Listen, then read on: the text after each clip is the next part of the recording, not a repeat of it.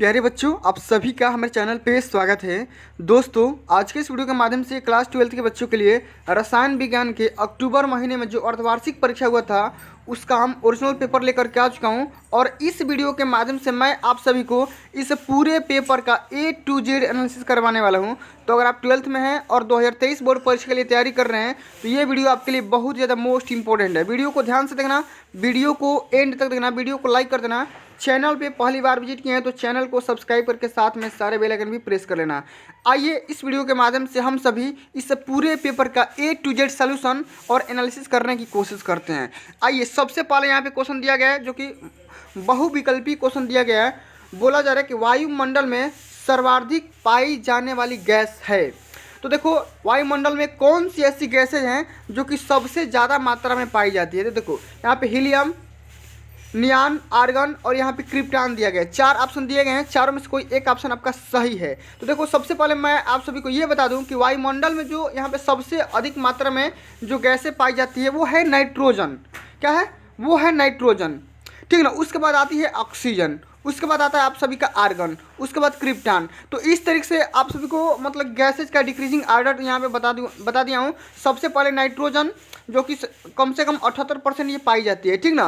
तो यहाँ पे जो नाइट्रोजन का सबसे पहले तो ऑप्शन दिया ही नहीं है, तो आप सभी को अब इसी ऑप्शन में चूज करना पड़ेगा कि हीलियम, नियान, आर्गन और क्रिप्टॉन में से ही कौन सा ऑप्शन आपका सही हो जाएगा। देखो, तो वायुमंडल में सबसे जो अधिक मात्रा में यहाँ पे पाई जाने वाली गैसेज हैं, ऑप्शन के आधार पर यहाँ पे क्या हो जाएगा? आर्गन हो जाएगा। कौन सा हो जाएगा? आर्गन। इस तरीके से हमारा जो थर्ड ऑप्शन है वो सत्य हो जाएगा, सही हो जाएगा। ठीक ना। चलिए, अगला जो क्वेश्चन है, बोला जा रहा है कि धातु न्यूनता दोष वाला क्रिस्टल है। तो देखो, धातु न्यूनता दोष वाला क्रिस्टल, धातु न्यूनता दोष वाला क्रिस्टल मतलब समझो पहले कि ऐसा क्रिस्टल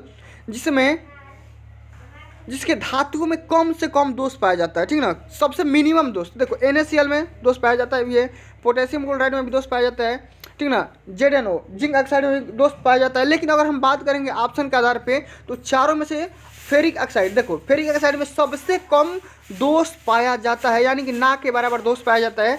तो इसलिए हम बोलेंगे कि ये जो फेरिक ऑक्साइड है न्यूनता दोष वाला क्रिस्टल हो जाएगा। क्या हो जाएगा? कि जालक हो जाएगा। ठीक ना। चलो, अगला जो क्वेश्चन है, बोला गया है कि पोटेशियम सल्फेट है। अब बताने कि पोटेशियम सल्फेट कैसा ठोस है? आयनिक ठोस है कि धात्विक ठोस है कि सहसंयोजक ठोस है कि आणविक ठोस है? तो देखो, जो पोटेशियम सल्फेट है, ठीक ना, तो ये आप सभी का ये है आयनिक ठोस। कैसा ठोस है? ये आयनिक ठोस है। आप सभी को याद रखना है, हमेशा याद रखना है। ये बोर्ड के पेपर में कई बार ये क्वेश्चन पूछा गया है। ठीक ना। ऑप्शन नंबर पहला सत्य हो जाएगा। चलो, अगला जो क्वेश्चन है, ये बोला गया है कि विलयन के ताप पर निर्भर नहीं करता है। ठीक ना। कि विलयन के ताप पर कौन सा ऐसा चीज़ है जो कि निर्भर नहीं करता है, डिपेंड नहीं करता है? तो द्रव्यमान प्रतिशत पक्का है, निर्भर करता है। मोल अंश भी निर्भर करता है, मोललता भी निर्भर करता है। ठीक ना। तीनों चीज़ यहाँ पे डिपेंड करता है किस पे? विलयन के टेम्परेचर पे। लेकिन अगर हम बात करेंगे मोलरता के लिए तो मोलरता ऐसा एक चीज़ है जो कि विलयन के टेम्परेचर से इसका कोई मतलब नहीं होता है, कोई रिलेशन नहीं होता है। ऑप्शन नंबर चौथा सत्य हो जाएगा। ठीक ना। चलो, अगला क्वेश्चन ये पूछा गया है कि ग्रेफाइट है। तो बताना कि ग्रेफाइट कैसा ठोस है? आयनिक ठोस है कि धात्विक ठोस है कि सहसंयोजक ठोस है कि आणविक ठोस है? तो बताना है ग्रेफाइट। देखो, तो सभी को पता होगा ये जो ग्रेफाइट है मतलब कि ये कार्बन का अपर रूप है, सबसे पहले ये बात। और ये ग्रेफाइट कम से कम 6 मतलब कि अणुओं से मिलकर बना होता है, ऐसा बोला जाता है। तो हम इसी आधार पर ये बोल सकते हैं कि ग्रेफाइट एक सहसंयोजक ठोस है। कैसा है? सहसंयोजक ठोस है। ठीक ना। चलो, अगला क्वेश्चन ये है कि फार्मेलिन जलीय विलयन है। फार्मेलिन किसका जलीय विलयन है ये बताना है कि फार्मेल्डिहाइड का है कि फार्मिक एसिड का है कि फ्लोरिसिन का है कि एसिटेल्डिहाइड का है? तो देखो, फार्मेलिन जो है ये है फार्मेल्डिहाइड का जलीय विलयन। कम से कम 40% इसमें मिलता है, किसमें? फार्मेल्डिहाइड में। तो फार्मेल्डिहाइड का 40% जो होता है वो फार्मेलिन ही होता है। ठीक ना। कौन सा होता है? फार्मेलिन ही होता है। आप सभी को याद रखना है और इस 40% वाले बात को भी याद रखना है। समझ गए? तो अभी हमने पूरे जितने भी टाइप्स के बहुविकल्पी थे उसको हमने कवर कर लिया। अब आइए मैं आप सभी को बता दे रहा हूँ किस तरीके के क्वेश्चन पूछे गए हैं बोर्ड के पेपर के लिए, और इसी तरीके के बोर्ड के पेपर में क्वेश्चन पूछे जाएंगे। ध्यान से देखना। कांच को अतिस्थितित द्रव क्यों माना जाता है? कांच को भाई अतिशीतल द्रव क्यों माना जाता है? क्योंकि हम कांच को अगर हम काटने की कोशिश करेंगे हाथ से या चाकू से तो आसानी से कट जाता है, इसलिए हम इसको अतिशीतल लिक्विड के नाम से जानते हैं। अगला क्वेश्चन ये है कि आणविक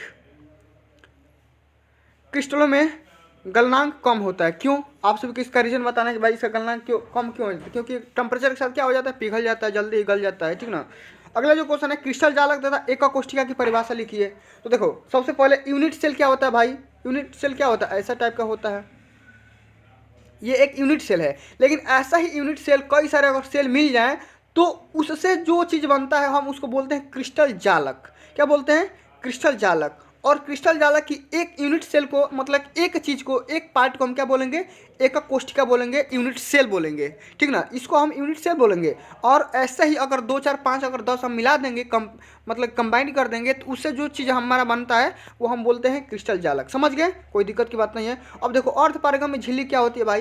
देखो अर्ध पारगम में झिल्ली वो होती है जिससे मान लो कि ब्लड होता है, तो ब्लड मतलब क्या होता है, जिसमें कोलाइडी विलयन आसानी से पार कर जाता है, ठीक ना, आसानी से पार कर जाता है, उसको हम क्या बोलते हैं? अर्ध पारगम में झिल्ली बोलते हैं। समझ में आ गया कि नहीं? चलो अगला जो क्वेश्चन है ये बोला गया है कि मोल अंश से आप क्या समझते हैं? तो मोल अंश की परिभाषा लिखना है, बहुत ही ईजी है, कोई दिक्कत की बात नहीं है। अगला जो क्वेश्चन है, अन आदर्श विलयन राउल्ट के नियम का पालन क्यों नहीं करते हैं? इसके बारे में बताना है कि भाई राउल्ट के नियम पे क्यों नहीं, मतलब कि ये मतलब कि अर्थ पारगम झिल्ली को पार नहीं कर पाते हैं, इसलिए आप सभी को रीजन बताना है, ठीक ना। बस खाली क्वेश्चन देख लो। अगला क्वेश्चन ये बोला गया कि 20 ग्राम शर्करा को 80 ग्राम जल में घोला गया है, तो शर्करा का द्रव्यमान परसेंटेज में कितना होगा? आप सभी को बताना है।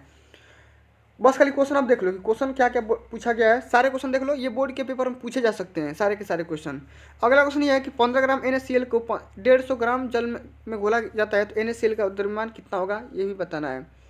अगला क्वेश्चन ये है कि 5.5 ग्राम ऑक्सैलिक एसिड को 250 ml बिलियन में घोला जाता है, तो बिलियन का घनत्व तो यहाँ पे दिया गया 1.1 ग्राम प्रति मोल, तो ऑक्सैलिक एसिड का द्रव्यमान कितना होगा प्रतिशत में बताना है, ठीक ना। अगला क्वेश्चन ये है कि पराशर दाब क्या होता है और संख्या गुणधर्म क्या होता है, एग्जाम्पल के साथ बताइए, ठीक ना। हार्डी सुलोनियम क्या होता है, एग्जाम्पल के साथ इसको भी बताना है। निम्न पर टिप्पणी लिखना है कि ब्राउनी गति क्या होता है और वैद्युत कण संचलन क्या होता है भाई। तो ये सब सारे के सारे क्वेश्चन याद कर लो। पराशर दाब और संख्या गुणधर्म क्या होता है, हार्डी सुलो का नियम क्या होता है, ब्राउनी गति क्या होता है, वैद्युत कण संचलन क्या होता है, सारे सारे टॉपिक याद रखो, ठीक ना, क्योंकि बोर्ड के पेपर में पूछे जाते हैं। अगला क्वेश्चन ये है कि वैद्युत अपवहन को सचित्र के साथ समझाइए कि अपवहन की विधि कौन कौन सी होती है, क्या होती है, किस तरह से डिफाइन कर सकते हो। मालिश परीक्षण क्या होता है? मालिश परीक्षण भाई उसके बारे में लिखना है। मानव शरीर के लिए प्रोटीन की आवश्यकता क्यों होती है भाई? हम प्रोटीन नहीं लेंगे तो हमारे शरीर पे क्या क्या इफेक्टेड हो सकते हैं, उसके बारे में आप सभी को लिखना है। अगला क्वेश्चन यहाँ पे 4-5 IPSC नाम दिए गए हैं, चारों पाँचों के यहाँ पे क्या करना है, IPSC नाम लिखना है, बहुत ही आसान है, कर सकते हो, कोई दिक्कत की बात नहीं है। अगला जो क्वेश्चन है, एथेनॉल यानी कि एथिल एल्कोहल बनाने के लिए औद्योगिक विधि का क्या मतलब उपाय, रासायनिक समीकरण लिखना है, और एंथेबाल का 2 उपयोग लिखना है, और एथेनॉल से मेथेनॉल परिवर्तन का रासायनिक परिवर्तन समीकरण भी आप सभी को लिखना है। और ये तो क्वेश्चन बोर्ड के पेपर में हर साल हमेशा पूछा जाता है, क्या होता है जब, ठीक ना, और इसका रासायनिक समीकरण देना है। तो अब क्या होता है, इस सारे के सारे क्वेश्चन तैयार कर लो, ठीक ना, क्योंकि बोर्ड के पेपर में हमेशा पूछता है कि एसिटिक एसिड को COA के साथ गर्म करेंगे तो क्या मिलेगा, एसिटिक एसिड को सल्फ्यूरिक एसिड के साथ गर्म करेंगे तो क्या मिलेगा, एथिल ब्रोमाइड को एल्कोहलिक पोटेशियम हाइड्रोक्साइड के साथ गर्म करेंगे तो क्या मिलेगा, क्या होता है जब कार्बन को सल्फ्यूरिक एसिड के साथ गर्म कर देंगे, ठीक ना। तो सारे के सारे क्वेश्चन ये सब याद करना, क्या होता है जब, इसको याद कर लेना, ठीक। अगला क्वेश्चन ये दिया है कि ओस्टवाल्ड का जो तन्यता नियम है, ठीक ना, तो उसमें नाइट्रिक एसिड का औद्योगिक उत्पाद का नामांकित चित्र बनाना है, साथ में उसका संपूर्ण क्रियाविधि का समीकरण के साथ यहाँ पे लिखना है। तो सारे के सारे क्वेश्चन ये सब याद कर लो। या ये भी कर सकते हो कि शुद्ध ओजोन किस प्रकार प्राप्त होता है, और SnCl2 और Ki के विलयनों के साथ उनकी अभिक्रिया दीजिए, किस तरह से रिएक्शन करते हैं, सारे के सारे बताना है। अगला जो क्वेश्चन है, अति महत्वपूर्ण क्वेश्चन है कि डीकन विधि द्वारा क्लोरीन के उत्पादन का वर्णन करिए। डीकन विधि हमेशा पूछता है, गारंटी के साथ, चैलेंज के साथ पूछता है, ठीक ना, डीकन विधि वाला याद करके जाना। अगला क्वेश्चन ये है कि गर्म सांद्र NaOH तथा ठंडे तनु NaOH के साथ क्लोरीन के अभिक्रिया कराने पर हमारे पास रिएक्शन कौन सा बनेगा, उसके बाद बताना है। और क्लोरीन के 4 उपाय लिखना है, मतलब 4 उपयोग कौन कौन सा होता है। तो इस तरीके से क्वेश्चन बोर्ड के पेपर में पूछे गए हैं। ये अर्धवार्षिक पेपर है, सारे के सारे मैंने पेपर का एनालिसिस करवा दिया और जितने भी टाइप्स के विकल्पीय क्वेश्चन है उसको समझा दिया है। तो फ्रेंड्स आज के लिए बस इतना ही। अगर ये वीडियो आप सभी को अच्छी लगी होगी, हेल्पफुल लगी होगी, वीडियो को लाइक करना और ज़्यादा से ज़्यादा इस वीडियो को शेयर करना। और अभी तक आपने मेरे चैनल को सब्सक्राइब नहीं किया है तो सब्सक्राइब करके साथ में सारे बेल आइकन प्रेस कर लेना। मिलते हैं अगली वीडियो में, तब तक के लिए जय हिंद, जय भारत, वंदे मातरम।